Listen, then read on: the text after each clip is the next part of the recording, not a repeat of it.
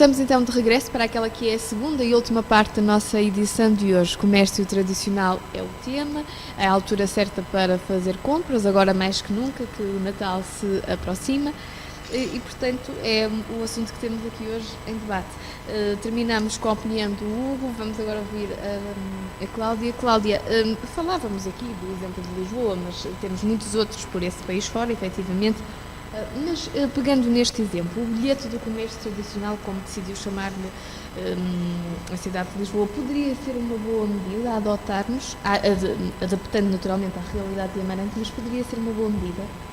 Eu acho que sim, eu acho que sim. Eu acho que todas as medidas que nós optarmos para divulgar este comércio são uma mais-valia. Aliás, só depois de as vermos em terreno é que sabemos se elas tiveram de facto aspectos positivos. Existe também um que eu a acrescentar aos que o Hugo citou, e muito bem, existe também um em Aveiro que também é muito interessante e se calhar também fica aqui uma dica.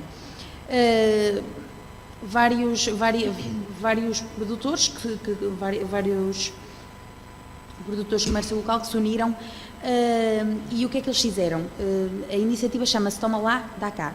Então, o que é que nós encontrávamos? Encontrávamos o cabeleireiro, alguém a pentear os cabelos numa esplanada, encontrávamos um manequim num restaurante. Portanto, esta troca, esta diversidade de oferta, em que apanha novos clientes, divulga e cria o fator surpresa. No entanto, cria-nos aqui um problema, que também foi dito aqui pelo Domingos, os picos. E isto aqui é muito grave, porque podem resultar durante a implementação do programa e então depois. Enquanto são novidade, no fundo, não é? Exatamente. Portanto, a juntar todas estas ideias que nós estamos aqui a citar, é importante sim fazer um estudo prévio para que elas estejam colocadas cronologicamente, com uma introdução, com um desenvolvimento, para que não vivemos só de picos. Bem. Rita, Toma Lá, Dá Cá, eu gostei. Toma Lá, Dá Cá combinado com um bilhetezinho para depois fazer o circuito pela cidade de Amarante. Que tal? Muito giro. Se calhar descobrimos aqui a pólvora. Descobriu a Andreia, vá? Não, quem falou foi a Cláudia. Eu só peguei no Toma Lá, Dá Cá. Parece muito giro. Assim, sem conhecer o modelo, pareceu muito... que ninguém nos ouve, quer dizer, pode ser que a autarquia até tive aqui umas ideias. Estamos aqui a cozinhar aqui uma boa receita. Parece-me que sim, porque isto há tantos modelos possíveis, há tanta coisa a fazer a nível de comércio, tanta coisa a nível de promoção, de marketing. Falava-se nos cartões de Lisboa, que são os cartões em cartolina, parecidos com os antigos bilhetes do elétrico. Também me parece uma coisa muito gira, porque apela à tradição. Passos de Ferreira também tem um modelo de pontos em que as pessoas acumulam pontos, não sei se num cartão ou exatamente em que modelos é, e depois podem descontar noutras lojas. E nós, se não implementarmos as medidas, nunca vamos saber se elas falham ou não. Por isso, sempre é melhor fazer alguma coisa do que não fazer nada. Isso nós podíamos até ter temporariamente, porque estas medidas também não me parecem prejudiciais. O Domingo estava a franzir o sobrolho, mas parecem até salutares. E nós podíamos, mesmo que fosse temporariamente, ter uma espécie de um catálogo físico e um catálogo online, onde as pessoas pudessem, com a descrição das lojas, com a descrição da sua história, que produtos têm, as suas especificidades, que serviço é que prestam, com o horário, e as pessoas acumulavam, inscreviam nesse catálogo físico as compras, uma espécie de uma caderneta de cromos para os miúdos, era uma coisa gira. Eu estava aqui a ver promovia-se a imagem, os meus apontamentos, e este Toma Lá, Dá Cá, por exemplo, podia muito bem estar integrado neste projeto da Associação Empresarial de Amarante, que tem um montante disponível. Precisamente estou a citar o projeto Comércio Investe. Destina-se à realização de um conjunto de ações que visam a melhoria da imagem e a atratividade das empresas do comércio local localizadas no centro urbano da cidade de Amarante. As empresas de comércio com loja aberta nas principais artérias da cidade de Amarante, desde o Arquinho a Santa Luzia, podem aderir ao projeto Comércio Investe e beneficiar de um incentivo de 45% a fundo perdido das despesas elegíveis. A pergunta é, programas destes são muito interessantes. ter estes Com apoios a certeza. fundo perdido, naturalmente que sim. Muito. Mas agora é preciso que os empresários do comércio tradicional tenham ideias.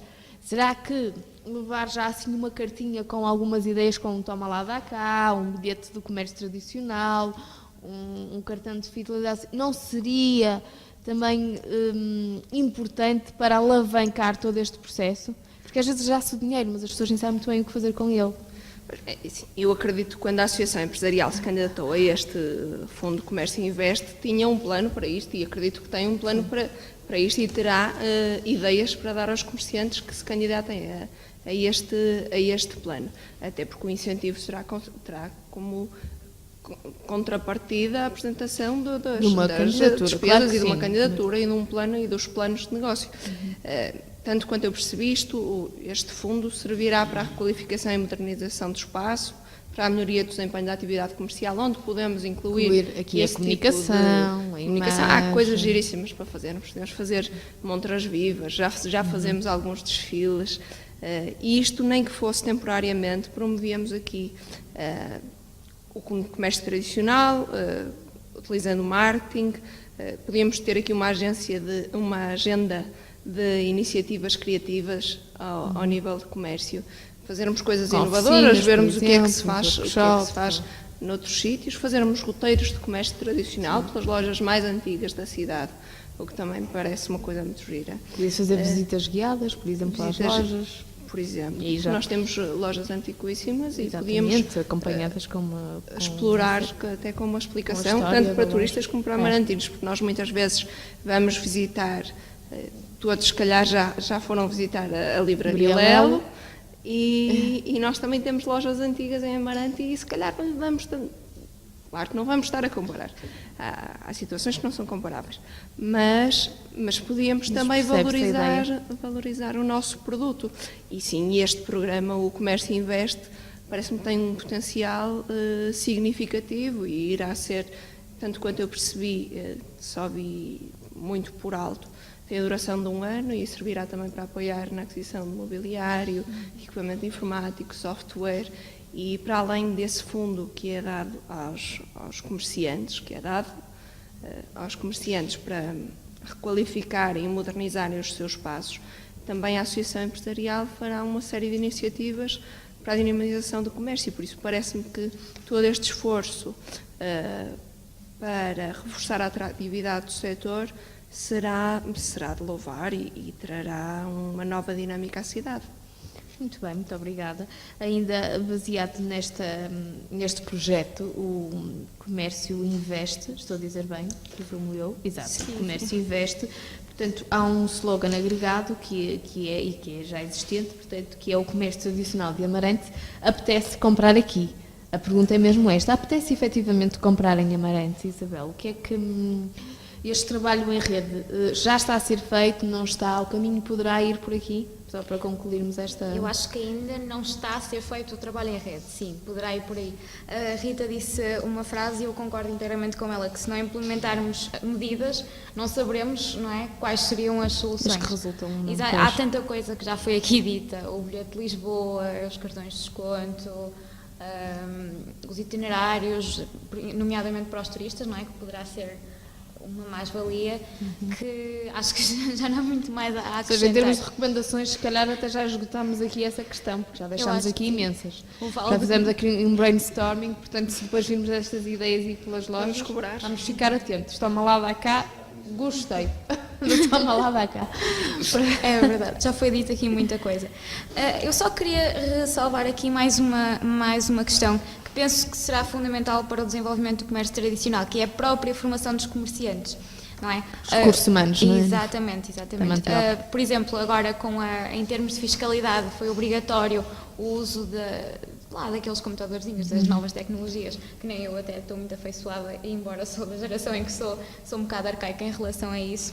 E, por exemplo, pôr lá uma máquina em frente de um senhor de 80 e tal anos que nunca viu aquilo, não é? É assim um bocado estranho. Acho que cabe também à autarquia, não é? De dar mais formação aos comerciantes para que eles se entendam melhor lá com estas novas O tecnologias. senhor de 80 anos, portanto, já vai até casa a aquecer os pezinhos e passa aquilo para o filho. Pronto, mas foi um exemplo, Sim, mas não, foi só um exemplo. E penso que tem que se manter esta identidade do comércio tradicional, que é importante reforçá-la para que efetivamente o comércio tradicional cresça, porque como já disse, em termos de soluções, a Câmara tem aqui muito por onde pegar. Já foi aqui dito muita coisa. Muito bem, muito obrigada. Estamos prestes a terminar o nosso debate, até porque o tema, de certa forma, também há muito que dizer e muito pronto pegar, mas também acaba por se esgotar nele próprio.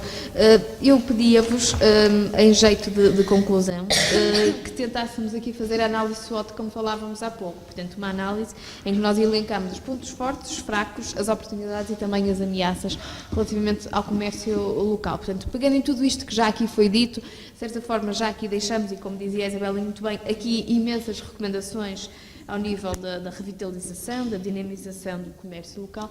Portanto, fazendo agora, ou tentando fazer essa análise, que pontos fortes é que tem o comércio tradicional em Amarante, fracos, oportunidades e ameaças? Conseguimos fazer isto?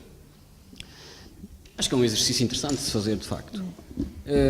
Mas, como sabem, antes da análise SWOT, vem outro tipo de análises, que são as análises do meio envolvente.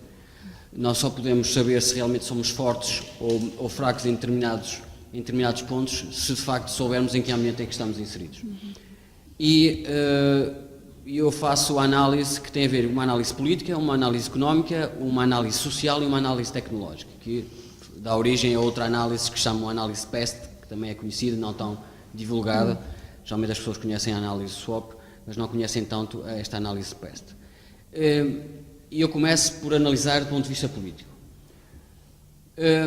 Do ponto de vista político, há de facto um esforço que tem sido tentado por este Executivo e pela oposição, nomeadamente o Movimento Independente Amarante Somos Todos, em conjunto tem-se tentado politicamente resolver estes problemas.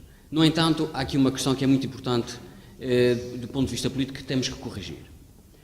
Não é suficiente só dizer o que se faz. Nós temos que dizer também quais são os resultados que pretendemos quando fazemos alguma coisa. Porque, de facto, os executivos gerem orçamentos, e orçamentos que não são pequenos. E, portanto, apesar de os recursos financeiros serem, de facto, escassos, há sempre dinheiro para fazer alguma coisa. E depois há a tentação de dizer que nós fazemos e os outros não fizeram. Isso é um erro grave. Nós temos que dizer, nós queremos fazer isto para obter estes resultados.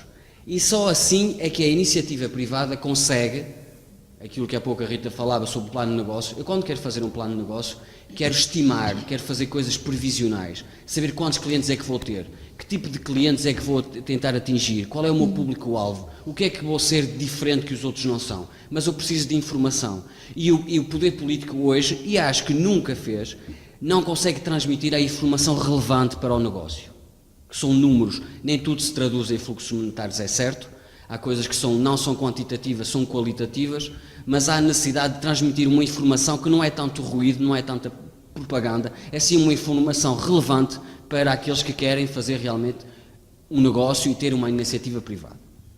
Isto do ponto de vista político.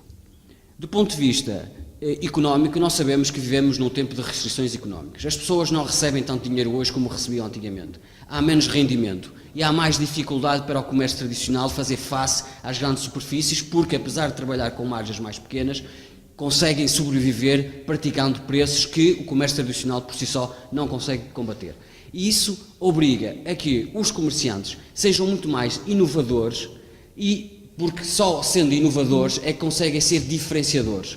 Isso é que é o grande desafio económico que os comerciantes em Amarante têm, e eu tenho visto que a parte que tem conseguido sobreviver e apresentar esses argumentos é aquela parte mais da restauração e as confeitarias. Por exemplo, há alguns exemplos, não vou dar exemplo para não fazer publicidades, de que há uma orientação estratégica muito bem concertada, com algum investimento interessante, que de facto está a fazer com que essas pastelarias e a restauração se consiga diferenciar. E posso dizer, com honestidade, que quando ouço falar de Amarante, ouço falar de duas coisas: zona histórica e comida.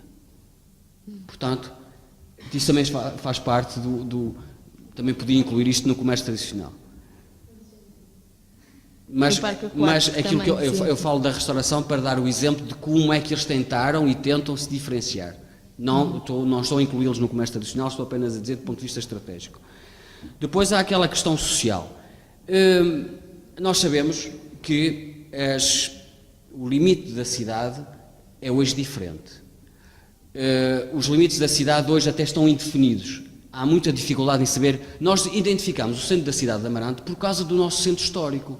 Porque se não fosse o nosso centro histórico, nós teríamos muita dificuldade em identificar, do ponto de vista espacial, onde é que é o centro da cidade. E as pessoas perderam os hábitos sociais, a humanização do centro da cidade, porque, de certa forma, perdeu-se este enraizamento ao centro da cidade.